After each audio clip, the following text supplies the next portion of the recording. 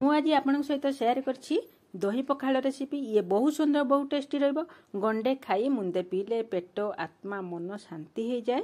ନମସ୍କାର, ଲିପା କିଚେନରେ ଆପଣ ସମସ୍ତଙ୍କୁ ସ୍ୱାଗତ। ଆଜି ଆମେ ପ୍ରସ୍ତୁତ କରିବା ଦହି ପଖାଳ। ଆଉ ଏହି ପଖାଳ ରେସିପି ବହୁତ ସୁନ୍ଦର। ଯଦି ରେସିପିଟି ଆପଣଙ୍କୁ ଭଲ ଲାଗେ ତାହେଲେ ଲାଇକ୍, ସେୟାର, ସବସ୍କ୍ରାଇବ୍ କରିବାକୁ ଜମାରୁ ଭୁଲିବେନି। ଫେସବୁକ୍ ପେଜରେ ଦେଖୁଥିଲେ ଫଲୋ ତ ନିଶ୍ଚୟ କରିବେ। ଏଠି ପଖାଳ ରେସିପି ବନେଇବା ପାଇଁ ମୁଁ ଏଠି ଉଷୁନା ଚାଉଳ ଭାତକୁ ଗୋଟେ ଗିନା ନେଇଛି। ଆଉ ଏଠି ଆମେ ଉଷୁନା ଭାତ ହଉ କି ଅରୁଆ ଭାତ ହଉ, ଯେକୌଣସି ଭାତ ବି ଆପଣଙ୍କ ପାଖରେ ଆଭେଲେବଲ୍ ଥିବ, ଆପଣ ସେଇ ଭାତକୁ ଥଣ୍ଡା କରିକି ନେବେ। ଥଣ୍ଡା ଭାତ ଯେତେବେଳେ ପୁରା ଥଣ୍ଡା ହେଇଯାଇଥିବ ସେତେବେଳେ ଆମେ ହେଉଛି କ'ଣ କରିବୁ ନା, ସେଥିରେ ହେଉଛି ପାଣି ଦେବା। ଦେଖନ୍ତୁ ମୁଁ ଏତିକି ପାଣି ଦେଇଛି ଯେମିତି ଭାତ ଉପରକୁ ପାଣି ନ ଉଠେ, ନହେଲେ କଞ୍ଚା ପାଣିଆ ଲାଗିବ, ଭାତ ଜମା ବି ଭଲ ଲାଗିବନି। ଏଇକୁ ପାଣି ଦେଇ ସାରିଲା ପରେ ଆମେ ଏଠି କିଛି ମାନେ ଦହିକି ମିଶାଇବା। ଦହି ଏଠି ଟିକେ ହାଲକା ଖଟା ହେଇଥିବା ଦରକାର, ତାହେଲେ ପଖାଳ ରେସିପି ବହୁତ ସୁନ୍ଦର ବନିବ। ଆଉ ମନେ ରଖନ୍ତୁ ଗୋଟେ ଛୋଟିଆ ଟିପ୍ସ, ଭାତ ଗରମ ଅବସ୍ଥାରେ ଜମା ବି ଦହିକି ଦେବେନି, ନହେଲେ ଦହି ହେଉଛି ଆମର ଛେନା ଛିଡ଼ିଯିବ, ଜମା ବି ହେଉଛି ଭଲ। ଯେହେତୁ ଦହି ଆମର ବେଶୀ ଖଟା ହେଇନି, ତେଣୁ ଛେନା ଛିଡ଼ିବାର ସମ୍ଭାବନା ଅଛି। ଆମେ ଦହିକି ଦେଇ ସାରିଲା ପରେ ଭାତ ସାଙ୍ଗରେ ଭଲକି ମିଶାଇ ନେବା। ଏଠି ଦେଖନ୍ତୁ ମୁଁ ଦହିକି ସବୁ ମିଶାଇ ନେଇଛି। ମିଶାଇ ସାରିଲା ପରେ ଆମେ ସେଥିରେ ହାଫ୍ ଇଞ୍ଚର ଅଦା, ମାନେ ଆମ୍ବ କଷି ଅଦା ମୁଁ ଏଠି ନେଇଛି। ହାଫ୍ ଇଞ୍ଚର ଆମ୍ବ କଷି ଅଦାକୁ ଆମେ କୁରିକି ଦେଇଦେବା।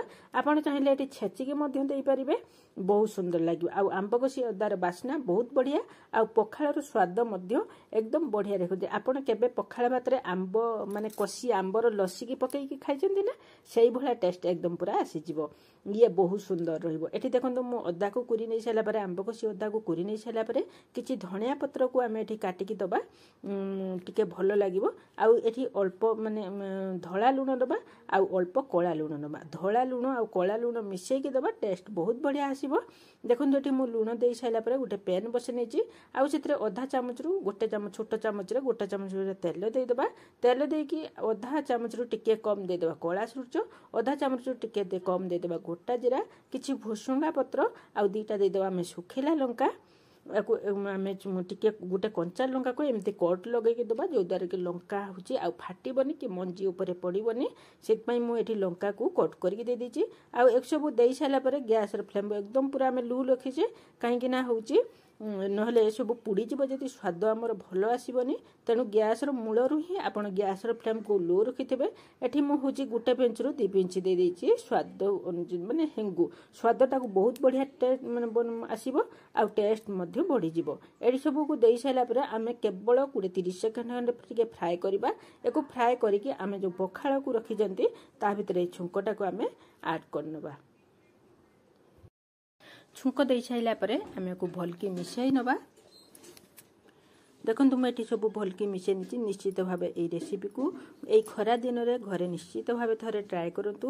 ଦେଖିବେ ଆପଣଙ୍କ ପେଟ ଆତ୍ମା ମନ ପୁରା ଏକଦମ ତୃପ୍ତ ହୋଇଯିବ। ଆଉ ଆପଣଙ୍କ ଏ ଖରା ଦିନରେ ପେଟ ମଧ୍ୟ ପୁରା ଥଣ୍ଡା ରହିବ।